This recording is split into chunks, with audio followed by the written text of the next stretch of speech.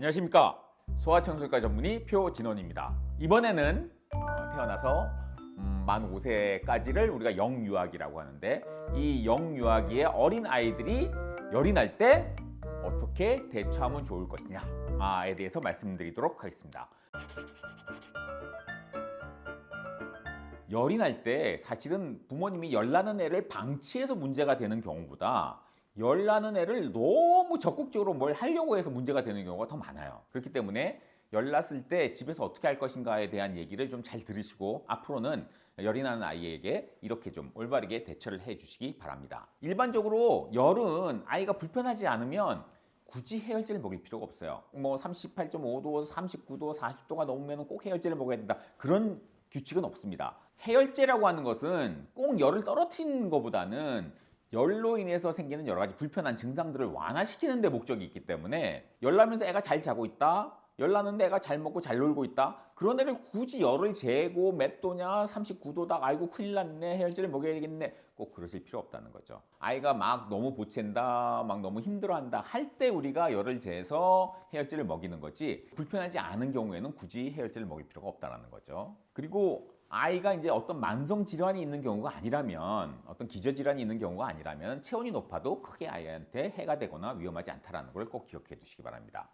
그리고 아이가 이전에 열이 났을 때 열성 격렬을 한 병력이 있다고 해도 해열제를 미리미리 먹이는 것이 열성 격렬을 예방하는 데 도움이 안 된다라는 걸 꼭 기억해 두시기 바랍니다. 아이가 열이 날 때 어떻게 행동하는지 지켜보는 게 더 중요합니다. 그래서 아이가 못 먹고 늘어져 있는지, 잘 먹고 잘 노는지, 이런 걸 관찰하는 것이 더 중요한 거죠. 그러면 얘에 대한 어떻게 대처하는 게 좋은가를 미리 이제 영유아 검진을 한다든지 예방접종하러 소아청소년과에 방문을 했을 때, 우리 아이가 열이 날 때 그러면 어떻게 집에서 하는 게 좋은가라는 거를 미리 이제 조언을 듣고 그걸 기억해 두셨다가 어떤 한 지침으로 이렇게 생각해 두시는 게 좋습니다. 아이가 이제 열이 나면서 이제 여러 가지 불편한 증상을 보인단 말이죠. 아이가 막 심하게 보챈다, 아니면 너무 늘어져 있다, 식사 시간이 됐는데 먹지 않는다, 뭐 이런 이제 여러 가지 이제 열 때문에 불편한 증상을 보일 때, 이때는 이제 해열제를 사용해서 열을 떨어뜨려서 컨디션을 이제 올려줘야 되는데, 이 해열제라고 하는 거는 몇 가지 단계를 거쳐서 우리 체온을 올리거든요. 열을 올리는 메커니즘, 이 단계에 작용을 해서 그걸 차단을 시켜주는 겁니다. 그래서 해열제 종류마다 어느 단계에서 차단되는지가 달라요. 그래서 어쨌든 간에 발열을 이제 일으키는 메커니즘을 차단해서 체온을 내리게 되는데, 우리가 이제 쓰는 해열제가 대표적인 게 아세트아미노펜이라는 이제 타이레놀로 알려져 있죠. 그리고 이제 브루펜이라고 흔히 알고 있는 이부프로펜, 그리고 이제 아스피린, 이런 약들이 이제 처방 없이도 약국에서 구할 수 있는 해열제죠. 근데 이제 예전에는 어린이한테도 아스피린을 많이 썼죠.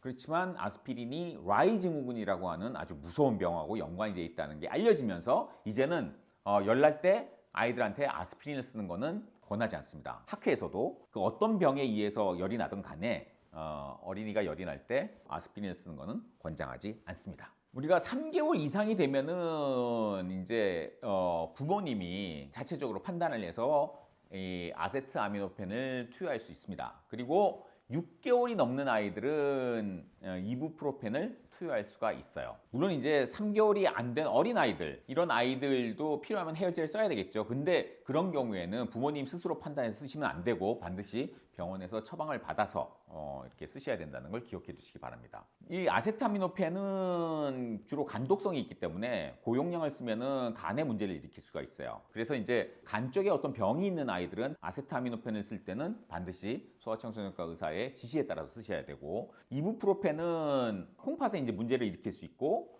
또 위궤양 같은 걸 일으킬 수 있기 때문에 콩팥 질환이 있거나 위궤양이나 다른 이제 만성 질환이 있는 경우에는 꼭 소아청소년과 의사한테 물어보고 지시에 따라서 처방을 받아서 써야 합니다. 그리고 이제 자녀가 탈수가 있다, 구토를 해가지고 막 탈수가 문제가 될 때는 신장 손상의 위험이 있기 때문에, 우리가 몸에 탈수가 되면 콩팥이란 데가 이제 그 혈류가 돌아가면서 물을 이제 걸러주는 거잖아요. 그래서 노폐물을 빼주는 그런 역할을 하는 기관인데, 탈수가 되면은 이 신장이 기능을 못해서 신장 손상의 위험이 있습니다. 이런 경우에는 신독성이 있는 해열제를 사용하는 것이 위험할 수 있거든요.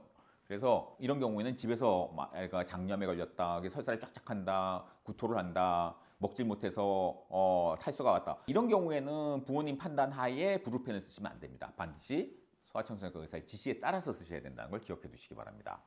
그리고 어른은 이제 용량이 딱 일정하니까 그 용량대로 그냥 먹으면 되는데 아이들은 나이에 따라서 체중에 따라서 용량이 다 달라지거든요. 그래서 우리 애를 도대체 얼마를 먹여야 되냐 하면 그 약병에 이제 그 어린이 연령에 따라서 뭐 먹이는 용량이 이렇게 나와 있어요. 그래서 거기에 따라서 먹이면 되는데 그 나이 기준하고 체중 기준이 있어요. 보통은 이제 나이하고 체중이 거의 비슷하게 가기 때문에 큰 문제가 없는데 나이에 비해서 체중이 많이 나가는 애도 있고 나이에 비해서 체중이 적게 나가는 애가 있단 말이죠. 그런 경우에는 나이 기준의 용량이 아니라 체중 기준의 용량으로 먹여야 되는 걸 꼭 기억해 두시기 바랍니다. 아세타미노펜은 사실 너무 고용량이 들어갈 경우에 간독성이 일어나거든요. 이게 간독성이 일어났을 때의 증상입니다. 보통 이제 메스꺼움, 이제 욕지기가 일어나죠. 그래서 이제 좀 심해지면 이제 구토를 하게 되고 배가 아프다고 호소를 하게 됩니다.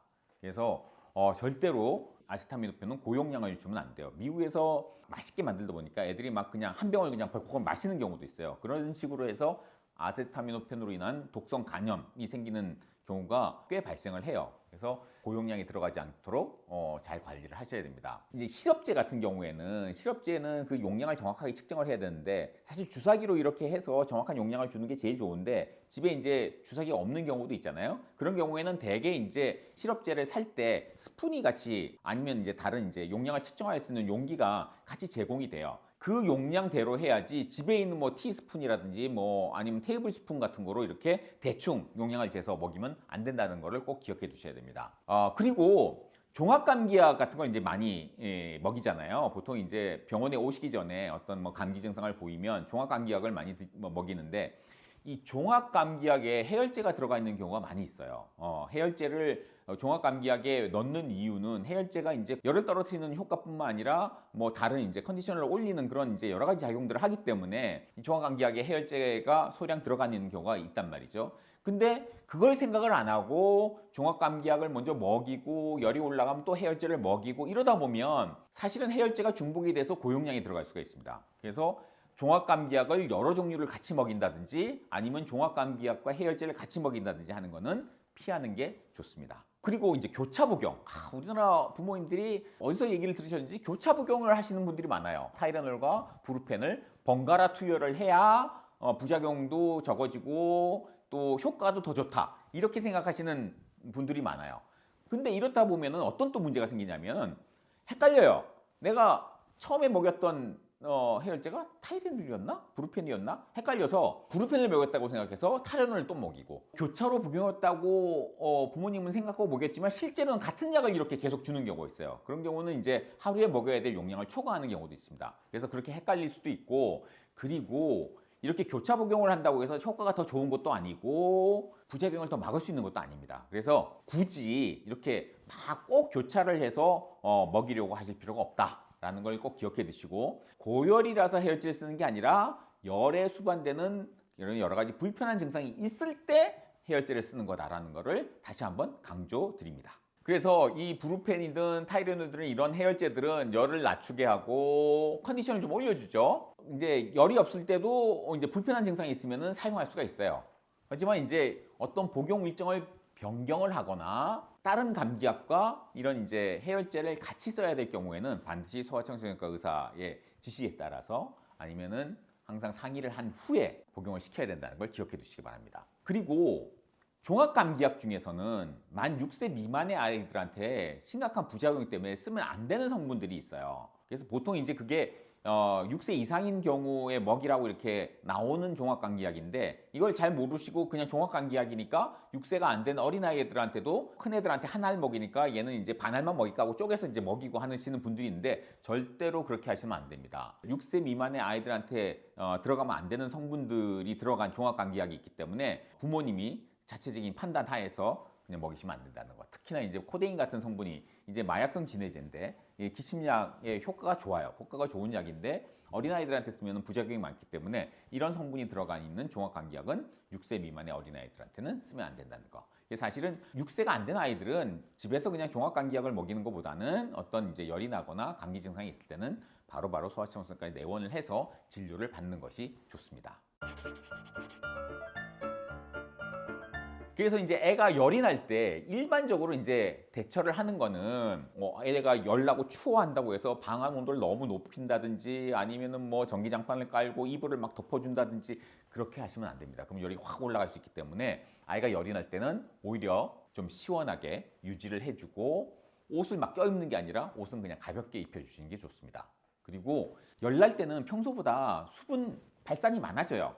그래서 수분 공급을 잘 해줘야 됩니다. 물도 자주 마시게 하고 다른 음료, 뭐 주스라든지 경구용 전해질 용액이라든지 이런 거를 좀 자주 마시게 해서 아이가 탈수에 빠지지 않게 해주셔야 됩니다. 그리고 난방을 많이 해서 실내가 따뜻하거나 환기를 자주 못 하잖아요. 그런 경우 이제 실내 공기가 좀 텁텁할 수 있거든요.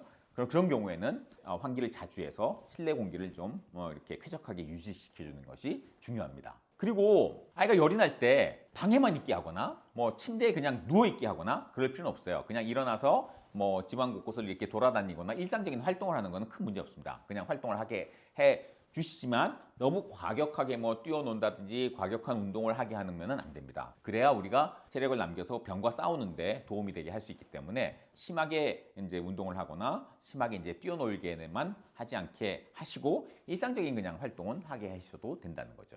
그리고 아이가 열이 나는데 이게 전염성이 강한 질환이에요. 뭐 수두라든지 독감이라든지 뭐 코로나 같은 전염력이 강한 질환인 경우에는 뭐 면역이 좀 약한 분들이 있을 수 있잖아요. 식구 중에서 뭐 노인이라든지 암 환자라든지 아니면 기타 이제 면역이 떨어질 만한 그런 상황에 있는 그런 식구들한테 감염이 되면은 또 치명적일 수 있기 때문에 근처에는 못 가게 격리를 시켜주시는 게 좋습니다.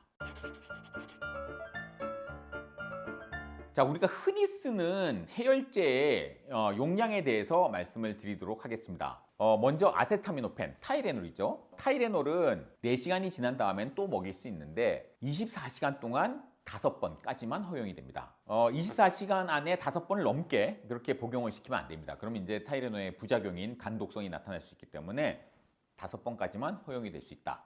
그리고 최소 간격은 4시간이다. 이걸 꼭 기억해 두시기 바랍니다.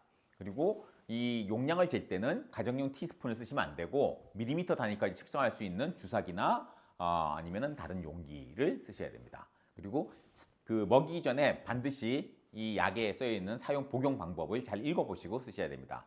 나이는 4에서 6개월, 체중은 7에서 7.9kg. 이럴 때 용량이 80ml니까 시럽제 같은 경우에는 보통 이제 5cc에 160ml가 들어있는 게 일반적이거든요.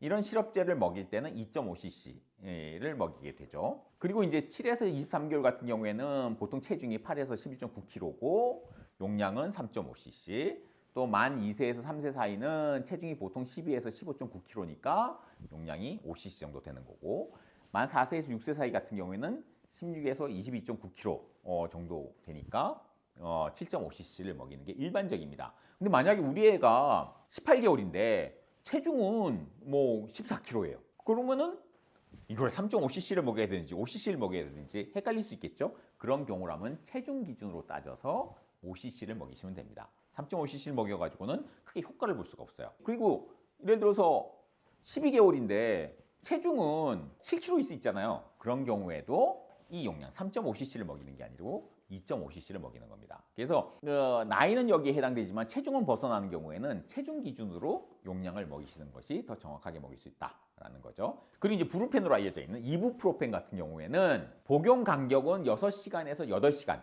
간격으로 반복할 수 있어요. 그리고 24시간 동안 4번까지만 먹을 수 있습니다. 이거를 넘기면 또 여러 가지 부작용이 생길 수 있기 때문에 브루펜은 4번까지만 허용이 된다. 시간 간격은 최소 시간 간격은 6시간이다 라는 거를 기억해 두시기 바랍니다. 그래서 이제 이것도 나이에 따라서 이건 이제 6개월 넘은 경우에 이제 브루펜을 먹일 수 있으니까 6개월에서 11개월 사이는 체중이 보통 5에서 8kg니까 2.5cc, 돌에서 두 돌 사이는 8에서 11kg 정도니까 3.75cc, 만 2세에서 3세 같은 경우에는 11에서 16kg니까 5cc, 또 만 4세에서 5세 사이 같은 경우는 16에서 22kg 정도 되니까 7.5cc. 브루펜도 마찬가지예요. 나이는 여기에 해당되는데 체중은 여기에 해당된다. 그러면은 체중 기준으로 용량을 먹이시면 되겠습니다.